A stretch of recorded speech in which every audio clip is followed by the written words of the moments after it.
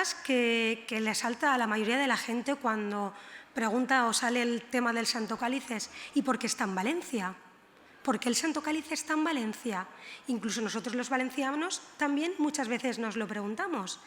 Entonces, como introducción, bueno, como antes de entrar en todo lo que será la charla, pues sería invitarles a la reflexión sobre estas cuestiones que nos adentrarán en el tema del que vamos a hablar. ¿Por qué el Santo Cáliz está en Valencia? ¿Por qué estaba aquí el tesoro real? Si había un tesoro real, ¿es que acaso había aquí un rey? ¿Y cuál era ese rey? ¿Y por qué estaba el rey en Valencia? Todas estas cuestiones las iremos ahora descubriendo. Voy a intentar contárselo de la manera más amena posible, porque como verán vamos a abarcar casi una centuria cronológica, aproximadamente desde 1350 hasta 1450.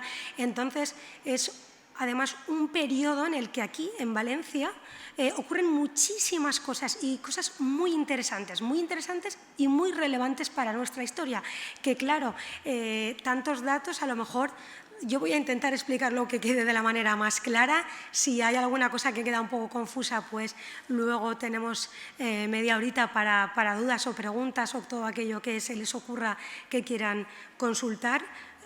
Vamos a ver si queda la cosa amena.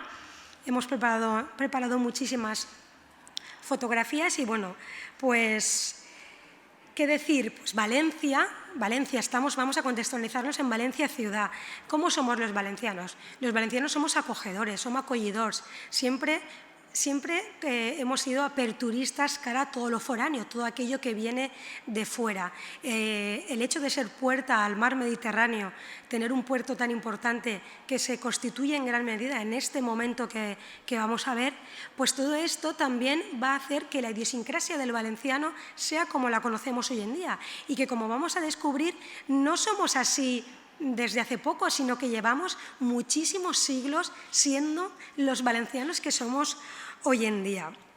La verdad es que en este momento, que como veremos, arranca del 300, ¿no? de 1300, más o menos mediado de 1300, a partir de 1350, Valencia en ese momento está en una época muy complicada. La peste negra de 1348 ha mermado mucho la población, hay graves problemas también, está la guerra con Castilla, que hizo levantar la muralla que teníamos aquí en la ciudad de Valencia. Hay dos veces el ataque castellano y finalmente se ha puesto aquí una imagen de Pere el Cerimoniós, Pere IV, porque él, en agradecimiento a la ciudad de Valencia, es el que le otorga la doble L de leal y leal a la ciudad de Valencia.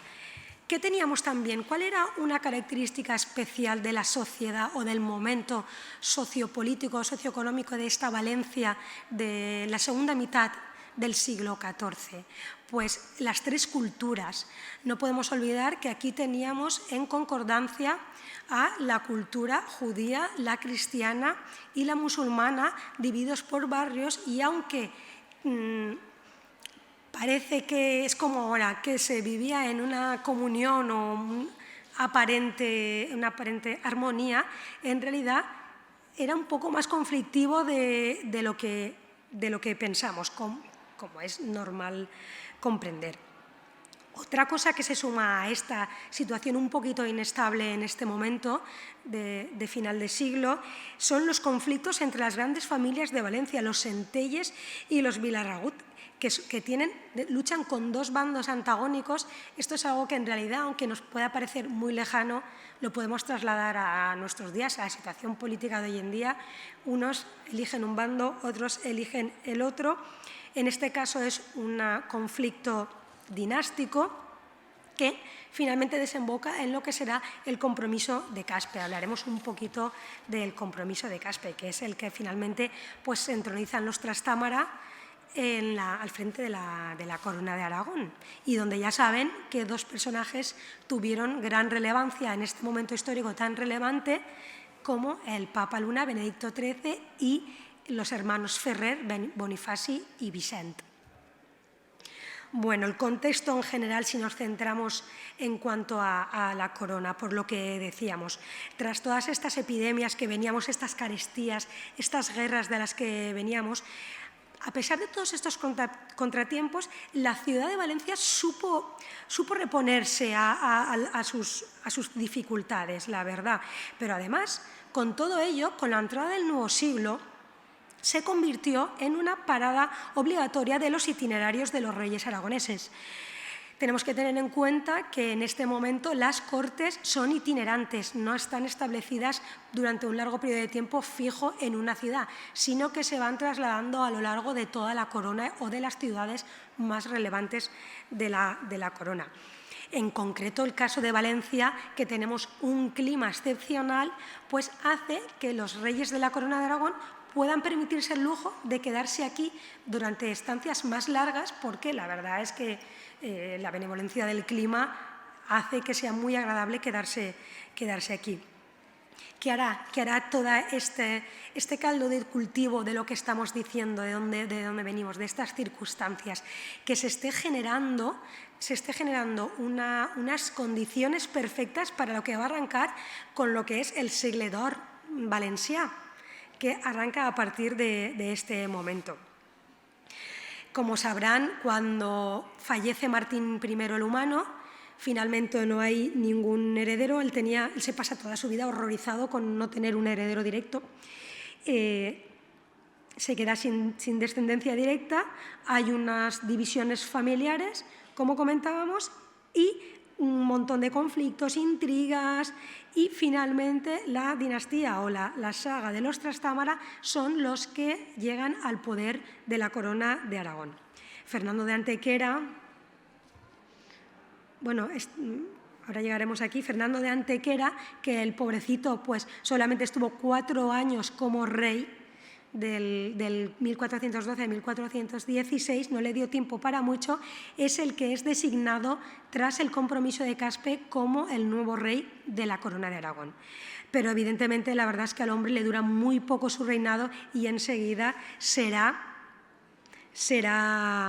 Alfonso V el Magnánimo el que va a seguir la descendencia, o sea, la continuidad de la corona.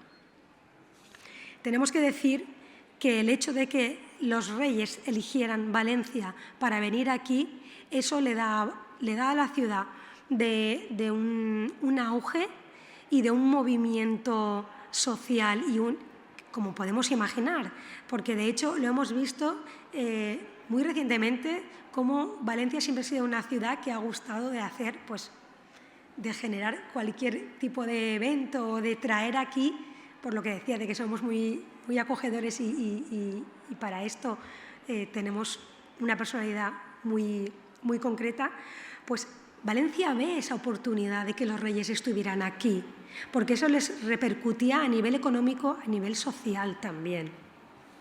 El templo, en este caso hablamos de la Catedral de Valencia, también se ve mejorado, ampliado y multiplicado con la ausencia real en la ciudad. Porque finalmente Valencia lo que ocurre es que se convierte en un foco artístico y cultural de la propia Corona de Aragón, que anteriormente había estado en ciudades como Huesca, Zaragoza, también una parte en Barcelona. Y este poder, pues evidentemente, se traslada a todos los estamentos de la sociedad. Es el momento también en el que se transforma el puerto, que es uno de los más importantes del territorio y la mayor referencia del Mediterráneo en este momento. Aquí será el pionero, evidentemente, Alfonso el Magnánimo, que es el personaje que nos atañe hoy, uno de los principales empeñados en el proyecto del puerto, porque a él personalmente le interesaba con el tema de sus campañas en Nápoles. Pero para entender qué hacía Alfonso el Magnánimo aquí en Valencia, tenemos que entenderlo dentro de su contexto y sobre todo dentro de lo que le acontece históricamente, que es evidentemente, también vamos a hablar de Ferran d'Antequera, pero como está tan poquitos años, Martín el Humano, el gran rey Martín el Humano. Martín el Humano es una persona muy especial, es un rey muy especial, Parece que todavía un poco desconocido, pero la verdad es que desde bien pequeño ya destacó por tener una personalidad muy peculiar. Era muy devoto. De hecho, le llamaban, tenía el sobrenombre del Ecclesiastic. Hacía 2 o 3 misas diarias, seguía la liturgia, tal cual como se dedicara a los oficios religiosos, bien que era un rey y estaba casado.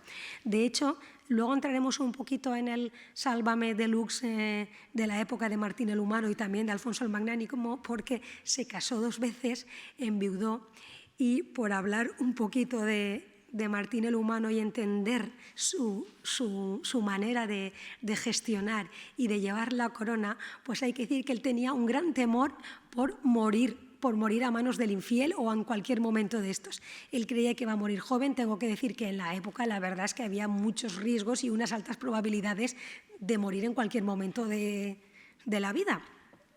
Y esto lo llevó a tener una gran obsesión, un afán espectacular por conseguir reliquias.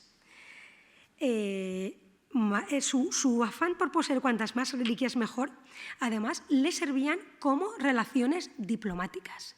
Eso significaba que él trataba con la corona francesa, con los cruzados que venían de Tierra Santa e incluso, como luego veremos cuando expliquemos el tema de las reliquias, todo el uso que hacía a nivel como diplomático con dichas reliquias.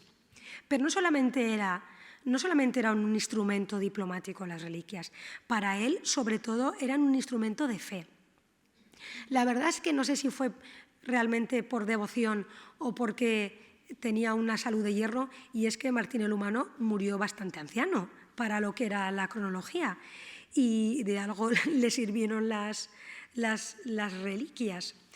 En una frase suya que voy a leer, creo que está a continuación, sí, que él decía: «Qui no seria content si tots los cossos sants qui són en Roma havia, per gran devoció que Déu us ha dada». Esta es una frase del propio Martín el Humano en el que queda en evidencia su gran afán por recopilar reliquias. Tanto es así que finalmente, durante su reinado, se constituye definitivamente lo que conocemos hoy en día como el tesoro real de la corona de Aragón. Lo forma Martín y además, como no podemos abandonar la idea de que él tenía una gran relación con el Papa Benedicto XIII, con el Papa Luna, conocido como el Papa Luna, el Papa aviñonés. Ellos eran muy amigos, incluso hasta el trato personal, pero es que no solamente es que eran muy amigos en lo personal y se apoyaban políticamente para hacer sus tratados y sus decisiones geopolíticas, porque ya estamos hablando de geopolítica en este momento, sino que además su mujer, la primera mujer de Martín el Humano, era María de Luna, familiar directo del propio Papa. Por lo tanto, no solamente tenían una relación, digamos, institucional Estado-Iglesia, sino que además los unía un parentesco de sangre. El Papa Luna, que también era una persona muy, muy especial, yo creo que por eso se llevaba también con Martín el Humano, la verdad es que entre los dos se llevaban un jolgorio con lo de las reliquias. Se lo digo así más cercano, porque claro, era como el rey: mira lo que tengo. Y el Papa le decía: pero es que mira lo que tengo yo, que soy el Papa. El propio Martín: es que tengo el Santo Cáliz, que es el mayor símbolo de la cristiandad, y que eso se lo diga a su, bueno, no era cuñado, pero a su pariente político, que además es el cabeza de la Iglesia en el momento, pues claro, yo me imagino las cenas del momento familiares como pues muy divertidas, la verdad, para ellos. De hecho, el propio Papa Benedicto XIII le regaló uno de los Lignum Crucis más grandes, el más grande que tenemos en la catedral, luego lo verán, al propio rey. Aquí tenemos un ejemplo. Esta fotografía que ven es el trono de Martín el Humano. Es actualmente la custodia de Barcelona. La pueden visitar porque si van a ver el Corpus Christi, la festividad del Corpus Christi a la ciudad de Barcelona, sale el día en procesión, lleva unas andas procesionales y sobre lo que es el asiento del trono lleva una custodia que es cronológicamente posterior.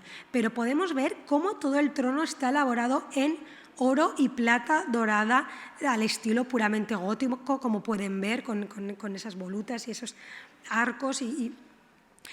Imagínense hasta qué punto llegaban las riquezas de lo que era el tesoro real que en ese momento estaba en la ciudad de Barcelona, inicialmente, ¿vale? Aunque hay que decir que cuando el monarca viajaba, algunas de sus reliquias favoritas se las llevaba consigo por ahí itinerantes, ¿vale? Los preciados objetos del rey Martín el Humano pasaron a custodiarse en 1415 en la Seu de Barcelona.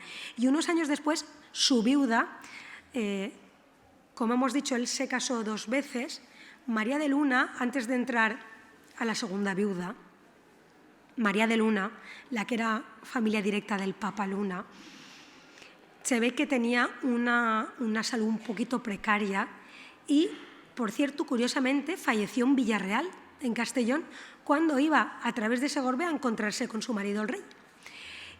Tenía 53 años, si no recuerdo mal. No era demasiado, o sea, era joven para ahora. En esa época ya tenía una edad.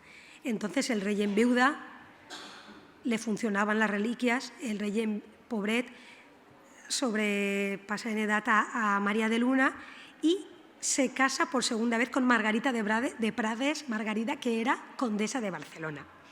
¿Qué hace ella, como era condesa de Barcelona y está aficada en Barcelona? Pues llevarse, cuando fallece el rey Martín el Humano, se lleva todo su tesoro consigo a la ciudad de Barcelona. Mira, aquí podemos ver se pueden ver las dos esposas que tuvo Martín el Humano. En la fotografía que está junto al rey y en la otra en la que está Margarita de Prades. Margarita de Prades tenía 31 años menos que Martín el Humano y había sido dama de compañía de la corte de María de Luna. La conocía, yo creo que ahí le echó el ojo y dijo: esta es joven, me dará el heredero que no he podido conseguir, porque la verdad es que su única obsesión era conseguir un heredero directo para la corona. Cosa que al final el pobre pues no consiguió. Pero bueno, a la muerte de Martín, las reliquias marchan a Barcelona y Fernando de Antequera, tras el compromiso de Caspe, continúa, y con el recelo del interregno y tal, continúa el proyecto. Pero la verdad es que le da poco tiempo de hacer nada, porque con 4 años estaba más pendiente de todo lo que tenía encima con el interregno y todo lo que había pasado, y además con el cisma, porque no hay que olvidar que venimos del cisma, que de gestionar las reliquias.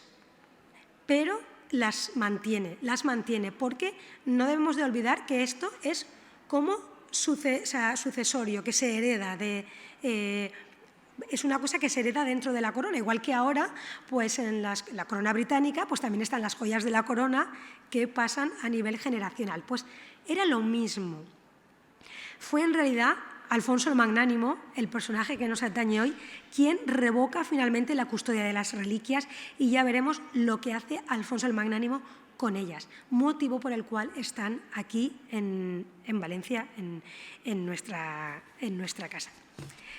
Tengo que decir que antes de partir a tierras valencianas, las reliquias se sacaban en numerosos eventos en Barcelona, también por tierra, o sea, estaban muy veneradas, y en festividades muy concretas salían porque las reliquias se utilizaban para los fieles, y más en estos momentos de pestes y de estas cuestiones epidémicas, para que los fieles pidieran pues milagros celestiales, porque claro, uno podía irse al otro lado en cualquier momento, la verdad.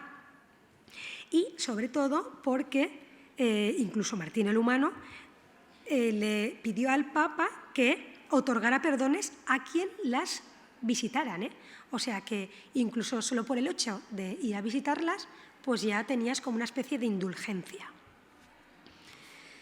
Los reyes, no podemos olvidar, también Ferran de Antequera, que se consideraban, de hecho, representantes terrenales de Jesucristo y, por lo tanto, transmisores de su propia fe. Por lo tanto, esto parecía que legitimaba en ellos el concepto y la idea de hacer acopio de estas reliquias. Y finalmente se trataba de dejar un legado perpetuo, evidentemente. Aquí pueden contemplar el gran Lignum Crucis que el Papa Luna regala a Martín el Humano y que forma parte del Tesoro Real.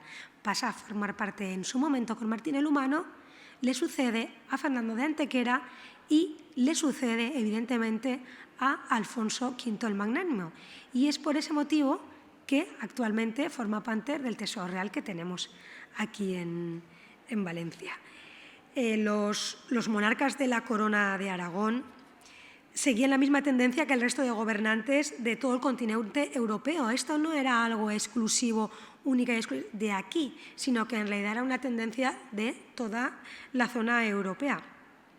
Y evidentemente todas las reliquias, tanto cristiológicas como marianas, al no preservarse un cuerpo físico ni de Jesucristo ni de la Virgen, pues ¿qué hacía esto? Era como que una representación o una manifestación viva de su paso por la tierra. O sea, es para que entendamos un poco lo que podía llegar a significar en este caso. Tal es así, hasta tal punto que Martín el Humano se obsesiona absolutamente por conseguir lo que conocemos actualmente como el Santo Cáliz.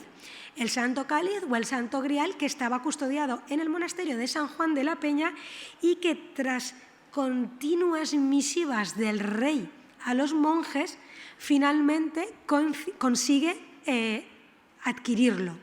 Lo adquiere porque él entrega otro de mayor valor crematístico, es decir, con más oro y más piedras preciosas a los monjes, y en este momento, digamos que en el monasterio había un poquito estaban pasando un poco penurias económicas y de hambruna, y a los monjes pues les vino muy bien, aceptaron ese intercambio, porque no podemos olvidar que no dejan de ser bienes elaborados en oro, en plata y piedras preciosas, que aparte del valor devocional que puedan tener, tienen sobre todo un valor crematístico.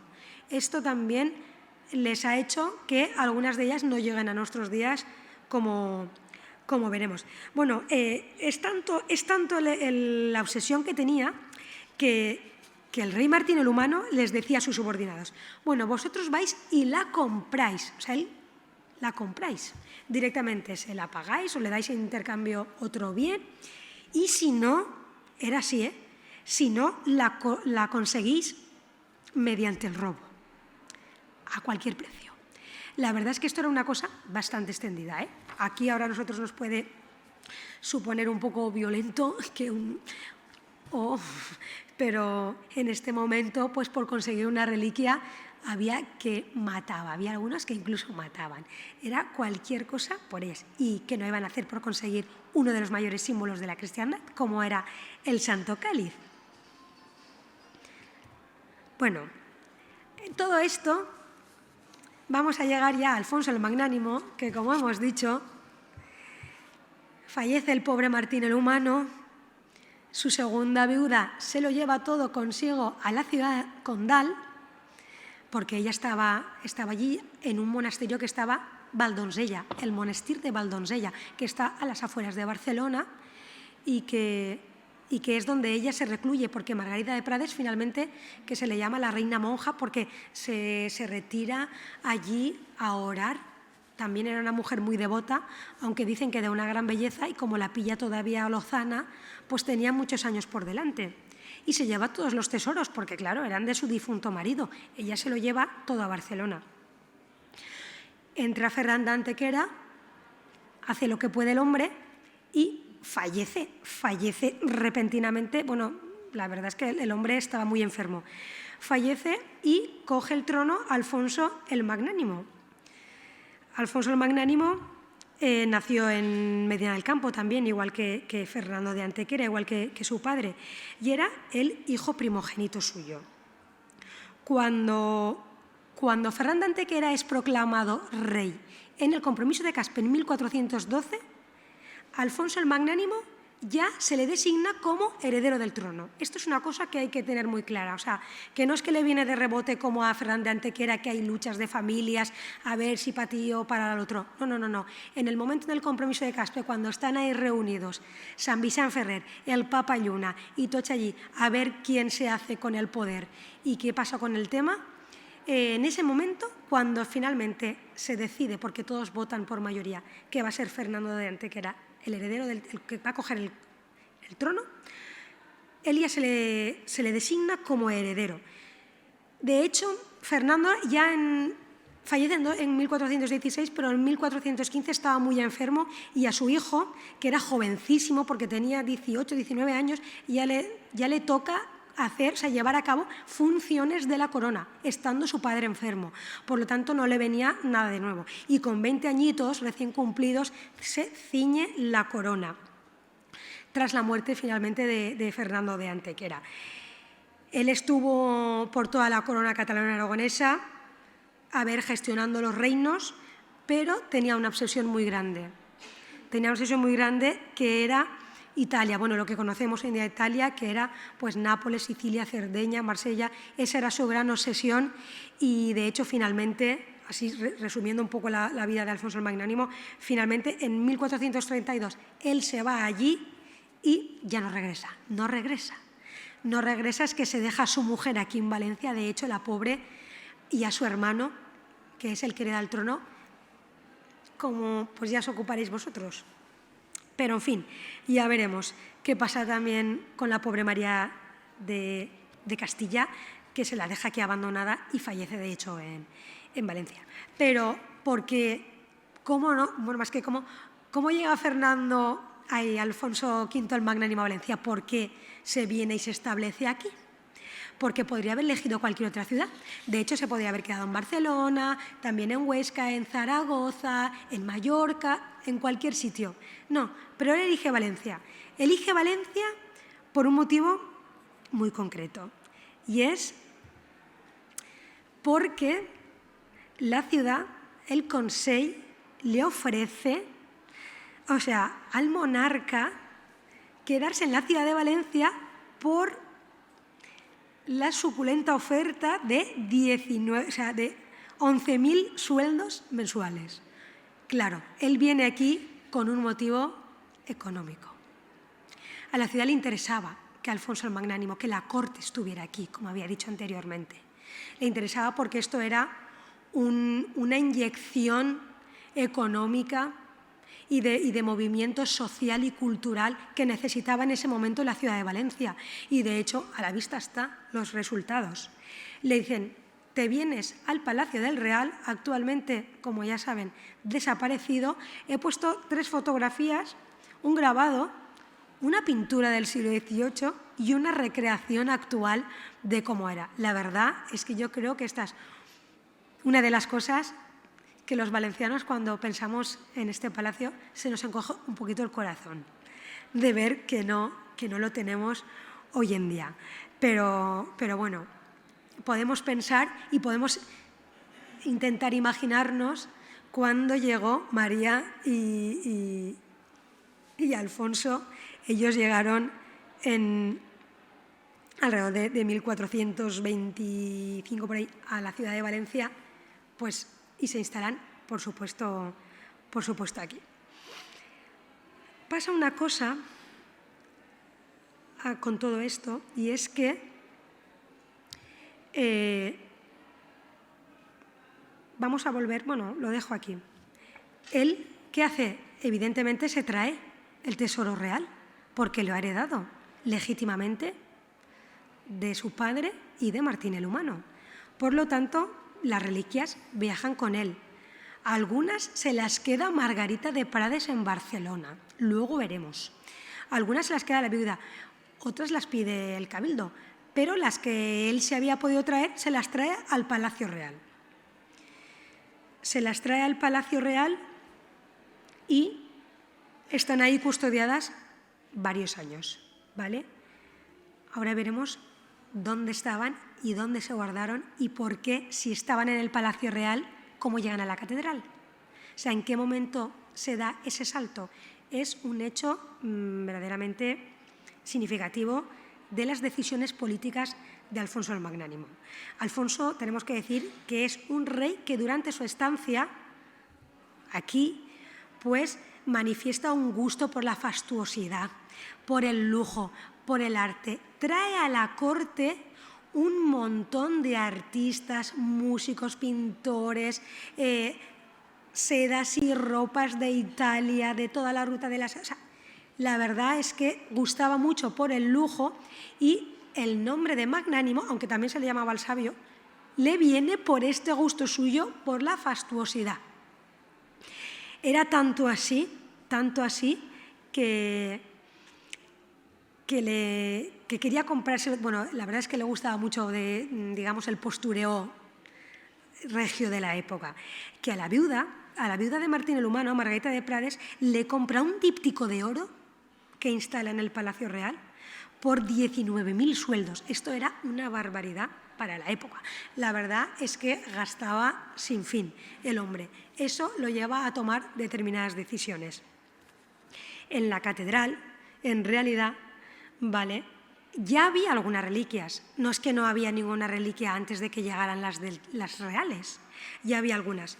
Había algunas que se paseaban, incluso con el motivo del centenario de la rendición de Valencia, en 1338, se hace una gran cabalgata, un gran acto en el que salen todos los gremios y salen todas las reliquias y tal.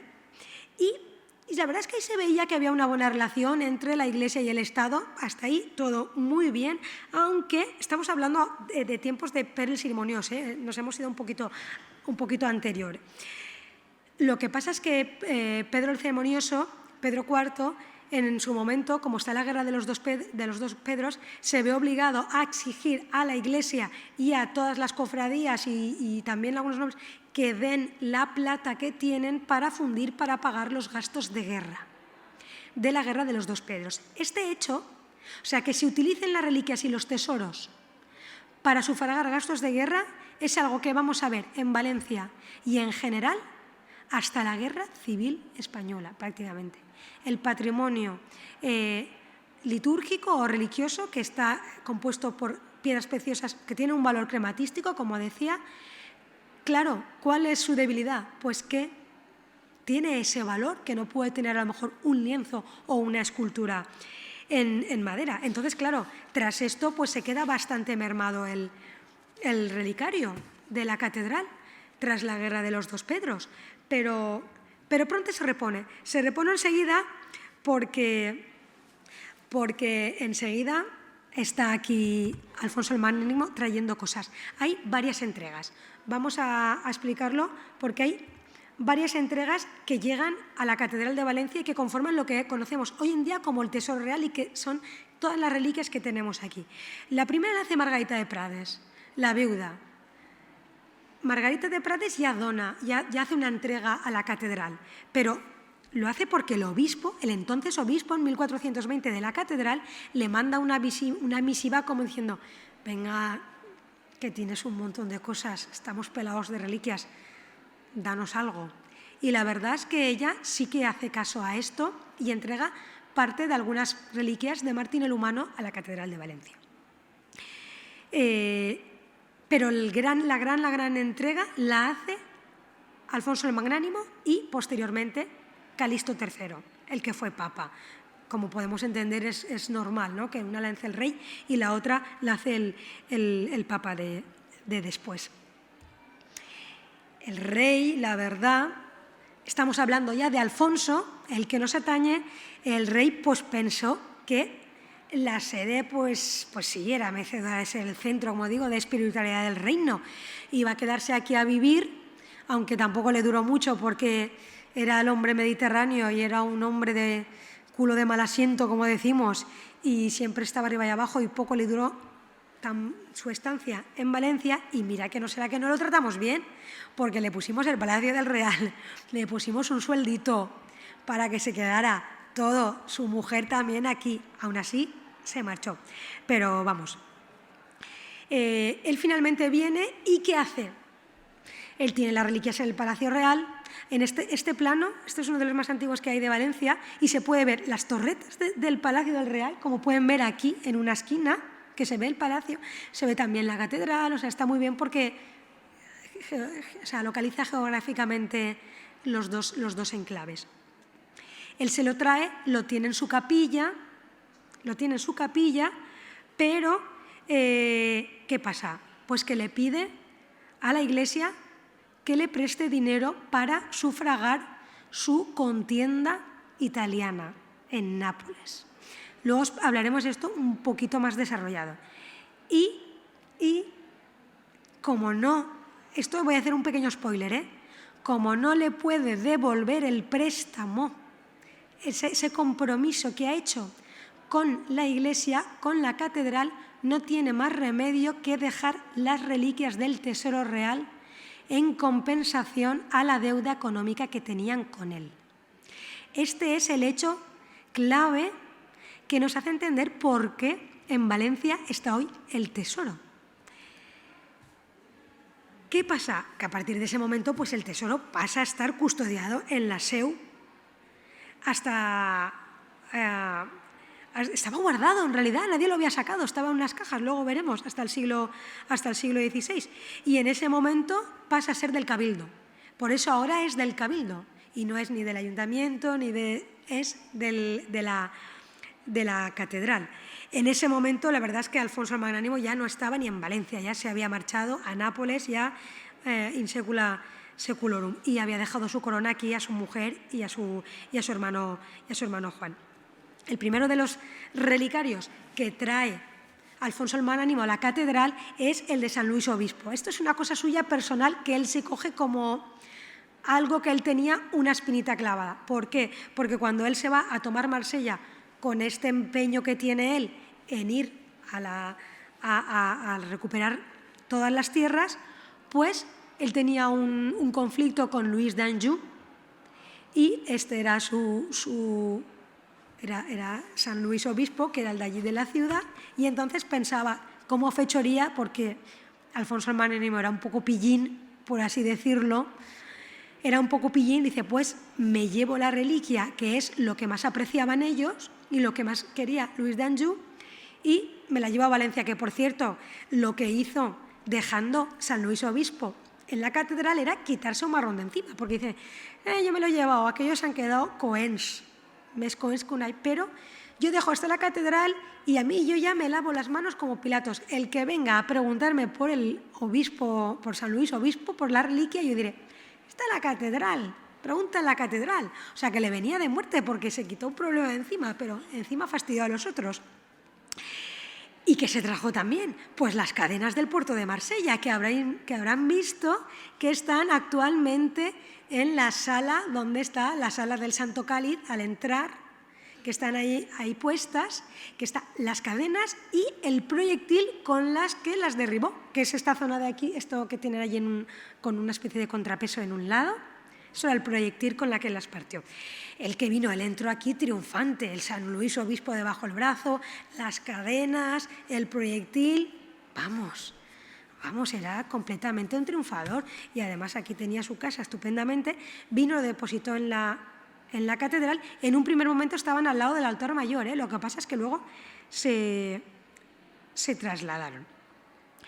Y bueno, la verdad es que a partir de ahí empiezan a llegar todas las reliquias. La segunda entrega, ¿vale?, supuso un antes y un después en lo referente al tesoro catedralicio. Es lo que digo, el gran conjunto del tesoro real. Como digo, él lo tenía en el Palacio Real, él lo tenía allí. Llegaría María de Castilla y Alfonso el Magnánimo, llegaron los dos alrededor de 1425-1426, como comentaba, y estuvieron expuestas allí hasta 1428. ¿Por qué? Porque había un canónigo que se llamaba Sans, que había sido mano derecha y hombre de confianza del Papa Luna y también del propio Martín el Humano, lo que vamos a pensar que el hombre ya estaba anciano en tiempos de Alfonso el Magnánimo, que era como el que custodiaba el Santo Cáliz. Allá donde iba el Santo Cáliz, iba él. ¿Que el Santo Cáliz se va al Palacio del Real? Pues él se va allá al Palacio del Real. Y muy probablemente cuando el monarca marcha a Nápoles en 1432, pues ¿qué hace el canónigo Sanz? Temiendo por las reliquias que se quedaran ahí como, digamos, un poco abandonadas o sin una supervisión correcta o por si podían ser expoliadas, se las lleva a su casa, que vivía en la calle Caballeros. Entonces el canónigo dice, esto temo yo por la integridad del tesoro real. Yo me lo llevo a mi casa y ahí estará bien custodiado. En realidad lo que a él le preocupaba era sobre todo el Santo Cáliz. Como digo, iba en tres arquetas. Les he puesto una imagen, no sabemos cómo eran las arquetas porque no han llegado a nuestros días, pero esto es una arqueta contemporánea del siglo XV. Más o menos podemos imaginar que eran así. ¿Qué pasa? Que en 1437, ¿por qué entra en 1437 en la catedral? Porque Sanz fallece. Fallece el canónigo y el monarca se entera que estaba ya por Nápoles. No había WhatsApp, no había Facebook, pero igual le llegaron las noticias, oye, que el canónigo ha fallecido, allí en su casa de la calle Caballeros está todo, que te lo has dejado allí todo. Y es el propio monarca el que pide que se recoja todo y que se lleve, por favor, a la SEU de Valencia. Otra vez temiendo por la integridad. Primero lo salva el canónigo de los abandonos del rey y luego el rey de los abandonos del canónigo. Pero vamos, al final, entre uno y otro, la verdad es que consiguen que el tesoro llegara a la Catedral de Valencia.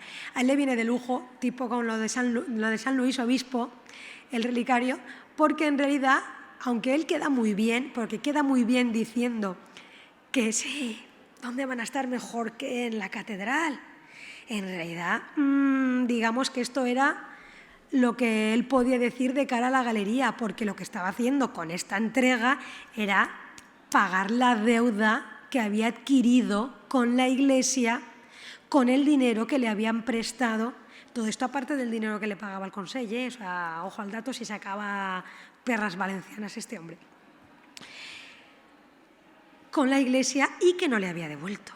Esa era la verdadera razón. Claro, o sea, es que, a ver, ellos tenían un contrato, eran 5 años, esto ya estaba todo muy bien explicado en esta época. El Cabildo le dijo, a ver, Alfonso, 5 años, te damos 110.000 sueldos. Imagínense esto para la época, ¿eh? Y tú vas y pagas tus contiendas napolitanas. 5 años tienes para devolvérnoslo. La verdad es que pasaron los 5 años y él no había devuelto ni un sueldito. Pero es que además ya tenía otra deuda que había adquirido anteriormente cuando llevó el San Luis, porque él iba pidiendo por aquí y por allá, y al final ascendía a 136.000 sueldos lo que debía a la Iglesia. Total que al final no le quedó otra cosa que dejárselo todo a la Iglesia. Más que queriendo, aunque lo vendió muy bien, fue porque no le quedaba otro remedio. Era la moneda de cambio para saldar esa deuda. Y finalmente las 3 arcas con todos los relicarios del Tesoro Real llegaron en 1437 a la Catedral de Valencia, estando su hermano Juan de Navarra, que por cierto era el que había dejado aquí al pobre tirado mientras él estaba allí, que se encargara de todos sus menesteres, controlando y haciendo el inventario de todo lo que traía y de todo lo que llegara. Y que curiosamente, como decía, estas arquetas permanecieron cerradas hasta 1506. Nadie las abrió. Las reliquias, bueno, finalmente hemos visto cómo un monarca que ha heredado un tesoro real que ha pasado de generación en generación, que el pobre Martín el Humano, con toda su fe, su devoción y su esfuerzo, pidiendo a todos, pidiendo a Europa, pidiendo a unos monasterios, a los otros, con sangre, sudor y lágrimas, tanto le había costado de recoger, pues al final llega Alfonso el Magnánimo, el gran hombre mediterráneo, y se lo finiquita todo y lo empeña. Lo empeña, pero gracias a eso, la verdad, pues la historia da muchas vueltas y es muy curiosa, podemos llegar a tener un tesoro real en una catedral, porque de no ser así, pues no sabemos en manos de quién, se hubiera dispersado el tesoro con los herederos y se hubiera ido vendiendo, porque finalmente todas las coronas pasan penurias y todas las generaciones y acaban desprendiéndose de todo este tipo de objetos, y probablemente no nos hubiera legado hasta nuestros días. Por lo tanto, esto sí que se lo vamos a agradecer al pobre Alfonso, no le vamos a echar aquí siempre la bronca al pobre, y llegaron las reliquias a la catedral, porque la verdad es que era donde mejor podían estar. Llegan, su hermano Juan de Navarra las controla, hay una descripción muy bonita, como luego veremos, y se conforma lo que es el tesauro. ¿Por qué tesoro? ¿Por qué tesauro? Pues tesauro viene de tesaurus, de aurum, oro, el origen etimológico oro, aurum. Vamos, lo que contiene oro, literalmente. El tesauro era, por tanto, durante la Edad Media, la ubicación específica en los templos o en los palacios donde los monarcas o los responsables de la Iglesia atesoraban sus más preciadas reliquias, que además tenían una simbología o una representación de grandiosidad ante el pueblo y como religión. Es que hay que jugar, no hay que perder esa doble instancia que tienen estas piezas. La concepción de tesoro se asocia también indistintamente a los templos, bien fuese de la antigüedad clásica o bien durante toda la Edad Media, en la que el destello que emanan las piedras preciosas y el oro se relaciona directamente con Dios. Los tesoros, por lo tanto, eran una conexión directa entre lo divino y lo terrenal. Era una manera de manifiesta de todo ese poder que tenían de lo divino. En la Catedral de Valencia, lo que fue el tesaurus o la zona donde se albergaban las reliquias de manera primitiva, yo no sé si ustedes lo han visitado, pero se llama el reconditorio. Está nada más entrar en la sacristía, encima de sus cabezas. Justamente, esta puerta que ven aquí de madera, en caso de que hubiera un incendio, un ataque, un asalto, que entraran a desvalijar la catedral con unas grandes cadenas, ras, hacían descender la puerta y quedaba totalmente aislado. Nadie podía entrar, pero es que además estaba en lo alto y solo se podía acceder mediante una escalera móvil. Actualmente, con la reforma de la sacristía y de todo el museo de la catedral, hay una escalera, que es la que pueden ver en la fotografía, fija, y se puede subir y se puede ver, se puede visitar, que es la imagen superior que lleva unas imágenes de las representaciones pictóricas más primitivas que tenemos aquí en Valencia, y donde se supone que se guardaban las primeras reliquias de Valencia. ¿Por qué? Porque era lo más preciado que una catedral tenía en ese momento. Y bueno, se llama reconditorio, sin duda recóndito estaba, la verdad. Estaba en lo más recóndito de la catedral.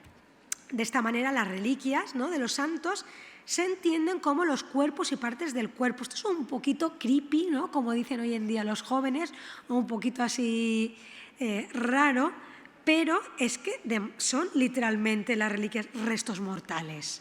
Restos mortales que pueden ser como el braç de Sant Vicent, un brazo, un fémur, una cabeza, y en algunos casos pues ya se llaman de contacto, que son hábitos, vestimentas o otro tipo de partes que no son el cuerpo como tal. ¿Qué hacen estos restos materiales? Pues dan prueba física de la presencia continuada de estos seres sobrenaturales, de los que no nos quedan rastros. Especialmente de ahí deriva la importancia de los cristiológicos o los de la Virgen. Estos son ejemplos de relicarios de la Catedral de Valencia. Las reliquias, la verdad es que esto era todo un negocio durante la Edad Media, todo un negocio que venía desde Tierra Santa con las cruzadas y que movía una gran economía en el momento. Incluso pactos de Estado y tratados entre coronas se hacían con el intercambio de reliquias. De hecho, una de las primeras que llega a la Catedral de Valencia es la de San Luis, rey de Francia, que dona una santa espina, que seguimos teniendo todavía en la Catedral de Valencia. Esa es de las primeras que llega, de San Luis, rey de Francia. O sea, ya podemos ver cómo hay aquí intereses y tratados y favores que se pagan con reliquias durante toda la Edad Media y, por supuesto, también durante el Renacimiento. Pero además, las reliquias tienen un poder taumatúrgico. Es decir, se les atribuyen poderes sobrenaturales, poderes curativos. De hecho, el propio Martín el Humano, que ya hemos dicho que era muy devoto y la verdad es que tenía gran fe en las reliquias, pues sanó una pierna dolorida por mediación de una reliquia, cuentan las crónicas, o sea, y le llevó a una vida pues larga y duradera también. Y finalmente, el último valor de las reliquias es, como decíamos, el que se deriva de su valor material, que es también el causante de la desaparición de muchas de estas reliquias a lo largo de la historia. Aparte de ser un claro activo de financiación para los proyectos de los reyes, como hemos visto en el caso concreto de Alfonso el Magnánimo, que las reliquias le financiaron sus campañas en Nápoles de manera literal, pues aparte, pues se venía de lujo pues para engrosar la sacristía y la catedral. Dos depósitos grandes, aparte del que donó del de Margarita de Prades, y algunas cosas que Alfonso el Magnánimo le compró a Margarita de Prades y también se depositaron, fueron Alfonso el Magnánimo y Calixto III, como hemos dicho. Pero, ¿cuáles eran estas reliquias? ¿Cuáles eran? Porque hemos hablado mucho de todas estas reliquias que iban y venían, qué importantes eran, qué devoción le tenemos, madre mía, que pasan por herencia regia. Pues bueno, vamos a ver las que quedan hoy, que pueden ustedes visitar, que están en el museo, en la sala novena, luego lo verán, expuestas, y que la verdad es que tuve yo el placer de restaurar prácticamente la totalidad de ellas para exponerlas en el museo, estudio del cual se deriva esta conferencia que están aquí escuchando y que son las que han llegado a nuestros días. Yo cuando me paro a pensar en la cantidad de avatares y vicisitudes que han pasado estas reliquias, ya no solo de que llegaran de Tierra Santa o por los cruzados a España o a la Corona de Aragón, cuando las consiguió Martín el Humano, sino que luego se fueron a Barcelona, que luego estaban itinerantes por ahí, luego con Ferran de Antequera, luego con Alfonso el Magnánimo, luego viene a Valencia, de Valencia vienen luego los franceses, todas las guerras, luego a la guerra civil, han salido un montón de veces de la catedral. ¿Cómo puede ser que en pleno siglo XXI podamos seguir teniendo estas piezas con el valor que tienen? Ese es el gran milagro de las reliquias, o sea, que hayan perdurado a nuestros días. Vamos a ver cuáles. Bueno, trajo un montón, trajo casi un centenar, si no un centenar de reliquias. Quedan muy poquitas, pero aún así quedan las más importantes, evidentemente, como el Santo Cáliz. Y como las que van a ver ahora, algunas de ellas no se pueden ver en el museo porque no están expuestas al público, como es el caso del relicario del Santo Inocente. Yo les he traído unas fotografías muy especiales para que las vean de su proceso de restauración y que estaban guardadas en el armario llamado el relicario al fondo de la sacristía en la catedral, porque cuando ya digamos que llegaron unos tiempos menos belicosos, pues de normal estaban guardadas en este armario, que era esta fotografía, Este armario estaba en el fondo del fondo cuando pasa en la sala capitular y luego pasa al fondo de la sacristía, allí. Estaban con las puertas cerradas y cuando había visitas o festividades se abrían. Actualmente ya no están ahí, solamente muy poquitas. Están en el museo para que todos las puedan ver. Bueno, les he puesto aquí, por lo que comentaba de Juan de Navarra, que es el que hace todo lo que se traslada, porque su hermano le dice, oye, llévatelo por favor a la catedral todo, y aquel, sí, que yo me lo llevo y que se quede allí todo bien. Vamos a ver si podemos identificar de qué relicario se trata. Un extracto de uno de los relicarios, la descripción de uno de los relicarios en el momento en el que llega. En el momento en el que llega, en el acta de entrega, ¿vale?, a la catedral. Dice, ítem es porque hay tantas que a cada una de las reliquias pues, es un listado enorme, como he dicho, casi un centenar. Dice, un cofret llarg de 2 palms i mig, cobert de drap del taurís, amb el títol del dit cofret, brodat amb mots que diuen Innocentes pro Cristo mortu i sunt, amb 6 esmalts d'argents, amb les armes d'Aragó i Sicília, dins lo qual a un innocent íntegre tot mirrat, un coixinet petit de Seti Blau.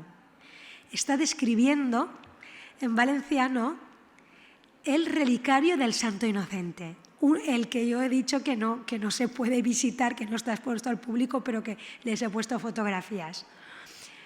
Entonces hace una descripción tan meticulosa de todas las piezas que no podemos tener ninguna duda al respecto de cuáles eran aquellas que formaban parte del Tesoro Real, porque están perfectamente descritas. Luego hay también en el siglo XVI un inventario y conforme se van actualizando los siguientes inventarios vamos viendo cuáles se van perdiendo y cuáles dejan de formar parte y en qué momento se pierden. Y aquí las tenemos, se las voy a presentar y con esto finalizaremos todo lo que ha sido la presentación de qué pasó con las reliquias regias del Tesoro Real, de por qué tenemos un Tesoro Real en la Catedral de Valencia y cuáles nos han llegado. Bueno, para empezar, el lignum de Benedicto XIII, el del Papa Luna, el que le regala a Martín el Humano el propio Papa. Es este de aquí. Es bastante grande, la verdad es que impacta porque tiene una zona de la teca, es uno de los más grandes que tenemos en España. Luego tenemos una caja, bueno, está datado en 1390, o sea, es de una cronología muy antigua. El Santo Cáliz, por supuesto, el Santo Cáliz que venía del monasterio de San Juan de la Peña. Una caja relicario que también contenía más fragmentos del Lignum Crucis y que lleva el punzón de Barcelona. No sé si lo ven sobre la tapa, que hay como una pequeñita marca. Ahí pone Barcelona, es el punxó de la ciudad de Barcelona, orfebre. Y los escudos de la corona. ¿Qué más tenemos? La corona. Esta es la corona, este relicario se conoce como la corona de espines d'Alfons el Magnànim, pero que desafortunadamente no llegó a nuestros días y que tras el asedio francés se destruyó y solamente se salvó ese trocito que pueden ver que es como una corona así helicoidal torcida, donde se engastaban las espinas, porque en el momento de salvar todos los relicarios con el asedio francés, dijeron, a ver, ¿qué salvamos? ¿Qué salvamos? Pues salvamos lo de dentro, porque lo de fuera es muy grande y no lo podemos. Se hacen este tipo de sacrificios a veces. Tenemos ahora un relicario francés del siglo XIX, que es este que pueden ver, pero lo que llamaríamos la teca, lo que contiene las espinas, es la original que trajo Alfonso el Magnánimo.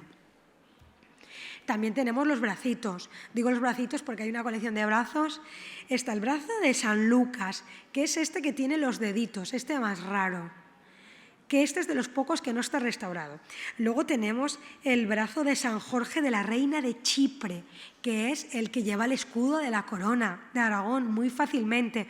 Solamente la mano es original porque lo que es el otro fragmento donde se sustenta la reliquia también tuvo que ser sacrificado en algún momento durante el siglo XIX. El otro brazo de San Jorge. Bueno, había también un fémur que iba envuelto en un paño de San Jorge, porque no olvidemos que San Jorge era el patrón de la corona de Aragón, por lo tanto se le tenía grandísima devoción a San Jorge. San Jordi, vamos, ya queda muy claro. ¿Qué más?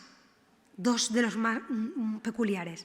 El relicario de la esponja, este que ven con un habitáculo de cristal, lleva un pequeñito fragmento supuestamente traído por los cruzados y que era un fragmento de la esponja en el cual le dieron a beber vinagre en el momento de la crucifixión. El de al lado, estos sí que son originales de la época, estos son originales, es el de los corporales de Aviñón, que se salvaron milagrosamente de un incendio en el siglo XIII. Les he puesto una imagen de lo que son los corporales de cuando lo restauré y pude abrir, se ve bien, ¿verdad? Porque de normal, como los relicarios están englobados y están cerrados, no se puede acceder, por eso les he puesto las fotografías de cuando los abrí. Porque eso sí, y doy gracias al Cabildo Metropolitano de Valencia, que siempre me ha permitido y me ha dado la autorización previa para poder desensamblar y abrir todos los relicarios para restaurarlos correctamente y extraer las reliquias de los contenedores. También el de la esponja. Lo que pasa es que no he localizado la fotografía de la esponja porque no, es que es un trocito así chiquitín y no era significativo. El de los corporales sí que creo que era curioso de ver. El de la camisita del Niño Jesús. Uno de mis favoritos, de la segunda mitad del siglo XIV. También lleva los escudos de la Casa de Aragón y de los condes de Barcelona en el pie, lo que nos testimonian su origen soberano. Y yo recuerdo en este momento cuando don Jaime Sancho, con quien estuve trabajando todos esos años para los relicarios, me pidió, por favor, saca ese trapito y dime qué es una camisita. Y no sabía lo que me iba a encontrar ahí. Fue un proceso de restauración larguísimo, aunque eso ya es en otro costal porque no vamos a explicar el proceso de restauración. Y después de muchos meses desdoblando, con mucha paciencia, ese pequeño emboliquet, ¿no? ese trapito, pues para sorpresa mía y de todos, era una camisita con sus manguitas y su cuellecito. Pero les daré un dato curioso. Esto está publicado en Estudios de Platería, lo publicamos el año pasado en un artículo, si tienen interés por verlo y ver más fotografías y leer toda la investigación, porque se llamaba la camisita que la Verge va teixir sense costura. Eso estaba en las descripciones. Pero yo todavía no había leído este documento, la verdad, y cuando lo abrí, y lo estaba mirando bajo el microscopio y lo va mirando y lo va girando porque cuando estudiamos un tejido antiguo de origen arqueológico, uno de los detalles que más información da para datar una pieza son las costuras y los hilos con las que están hechos. Sorpresa mía, que me encantó cuando estuve revisando todo el tejido. Yo le daba vueltas, lo había puesto con un relleno de foam que es inorgánico y yo le daba vueltas y le di la vuelta completa y efectivamente no llevaba costuras. No llevaba costuras. Por lo tanto, aquí tenemos el relicario, que es original de la época, con la supuesta camisita. Como curiosidad diré que estaba tejida en seda natural. Ahora les pondré los de la Virgen, porque también había un apartado de relicarios dedicados a la Virgen, muy curiosos. El que pueden ver en este lado de aquí es el del peine, la pinta de la Mare de Déu. ¿Ven la imagen de abajo? Es un detalle. Es la zona que encapsulaba la reliquia. La verdad es que cuando abrí el relicario no hallé ningún pelo. Fue una lástima porque en algún momento de la historia había sido modificado durante el siglo XVI y XVII porque estas decoraciones vegetales no corresponden con la época, por lo tanto no sabemos en qué momento la reliquia desapareció, pero que es antiquísimo, es de los más antiguos y que hay, pueden ver por el engarce que tiene de las piedras, que no están talladas, que son pulidas. Esto es la manera antigua de tratar las piedras preciosas. O el de la Verónica de la Virgen, que por cierto este era uno de los favoritos del rey Martín. Él tenía ese dibujo, lo tenía el rey Martín el humano, porque venía de toda la tradición de Giacomo de la Voragine y todos estos, y encargó a propósito este relicario. Y en los pies, si observan, también podemos ver los escudos de la corona, ya que fue el propio rey el que encargó el relicario. Y finalmente les voy a poner el Santo Inocente, para que lo vean. Es un poquito impactante. Aquí lo tienen. Y este es el relicario que, como habíamos visto en la descripción de Juan de Navarra, hace también cómo describe el cofre, pero si se acuerdan de las palabras que decía un coixinet de setí blau, no vemos ningún coixinet de setí blau, también decía com els escuts d'Aragó y de Sicilia, tampoco vemos ese escuch de Aragó y de Sicilia. Pues, ¿qué sabemos? Sabemos que en realidad en el siglo XVI el relicario, que era como una arqueta, como una especie de sarcofaguito con una arqueta a dos, con una tapa así, con los escudos, se consideraba que estaba pasado de moda y se le encarga al Plateries de la Seu actualizar el relicario y le hace un nuevo contenedor, o sea, un nuevo relicario, una arqueta nueva a la moda de la época, que es esta que tenemos ahora, puramente pues del 1500, con las patitas de garritas y de cristal, para que se pueda venerar la reliquia sin necesidad de abrir el sarcófago. Y la verdad es que a esta reliquia, que también se le hicieron muchos estudios, carbono 14, carbono 13, bueno, un montón, TAC, que es la tomografía axial computerizada, rayos X, y sí que se determinó que era un bebé humano, ya un pequeño corte en el cuello.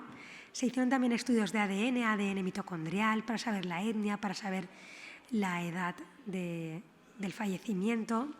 Era un bebé de menos de 2 meses y efectivamente era varón. Si no hubiera cuadrado con la historia de la matanza del rey Herodes. Esto es un inocente de la matanza del rey Herodes. Y ahí quedaron los estudios. No voy a revelar más resultados del carbono 14, pero era sin duda un niño, un inocente de verdad, que se sigue custodiando y que si quieren verlo, ahora dentro de muy poquito, el Día de los Inocentes, lo sacan en una procesión claustral por dentro de la catedral, en una cajita de metacrilato en el que está ahora envuelta, y pueden ir a verlo porque de normal estuvo un tiempo en el museo, pero luego lo retiraron y lo pasaron al armario el relicario. Esto es antes de la restauración, ahora está muy... Estoy yo ahí desmontando la cajita para sacarlo. La verdad es que fue un trabajo complejísimo, donde trabajó un equipo humano enorme, de científicos, de forenses, de todo, para poder hacer los estudios de este relicario, y que si quieren verlo, pues acérquense ustedes a la festividad del Día de los Inocentes. No es ninguna broma, lo verán sacar. Y con esto pues hemos descubierto el tesoro. Este es el armario cerrado, que sobrevivió a los saqueos, a las guerras, a los viajes, a los empeños, o sea, a una serie de circunstancias que es increíble cómo ha podido llegar todas estas piezas a nuestros días, y que están todos ellos expuestos. También están los de Calixto III, aquí están todos juntitos, como pueden ver. Y los más importantes, que forman parte de los fondos del museo. Aquí sí que pueden ver el de la Verónica y todos estos están ahí. Y con ello pues los invito a descubrir, a acercarse al Museo de la Catedral, a descubrirlos de cerca, y ahora ya saben cómo llegó el Santo Cáliz a la Catedral de Valencia, y no solamente el Santo Cáliz, todo el tesoro real de Martín el Humano. Muchas gracias.